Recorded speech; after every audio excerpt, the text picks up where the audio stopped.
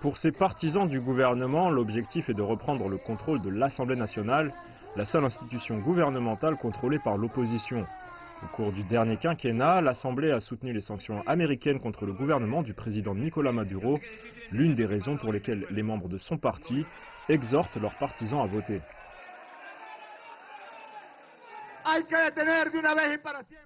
Nous devons mettre fin à toutes ces sanctions, une fois pour toutes.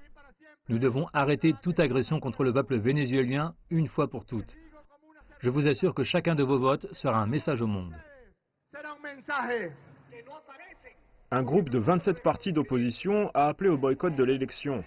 Dirigé par Juan Guaidó, actuel président de l'Assemblée nationale et chef par intérim autoproclamé du pays, l'opposition affirme que le conseil électoral nommé par le gouvernement a adapté l'élection pour favoriser les partisans de Maduro.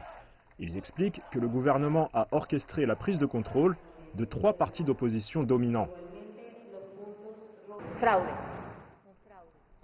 Une fraude, il s'agit d'une fraude, d'un processus illégitime qui viole les droits de l'homme, qui prétend s'embarrer de la seule institution légitime qui reste en République bolivarienne du Venezuela. Dans un récent sondage de Dataanalysis, seuls 16% des Vénézuéliens sont prêts à voter. Une majorité d'entre eux n'appuient ni le gouvernement ni l'opposition.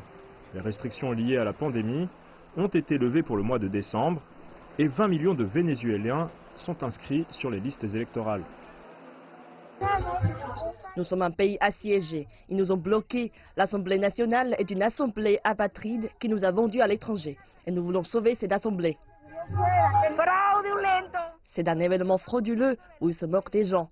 Une fois de plus, ils se moquent de personnes innocentes qui ont de nombreux besoins. Certains membres de la communauté internationale ont demandé au président Maduro de retarder les élections afin qu'ils aient le temps d'évaluer si les conditions leur permettent d'être libres et équitables. Mais Maduro affirme qu'il est lié par la Constitution pour les tenir le 6 décembre. Nous ne pouvons pas nous attendre à une solution avec ce genre de processus électoral. C'est une étape de plus de la crise, avec des élections non observées par la communauté internationale et où la crise vénézuélienne va s'approfondir et continuer d'évoluer. Les partis d'opposition expliquent que quel que soit le résultat, ils reprendront leur siège à l'Assemblée nationale le 5 janvier, siège que les politiciens participant à ces élections revendiqueront comme étant les leurs.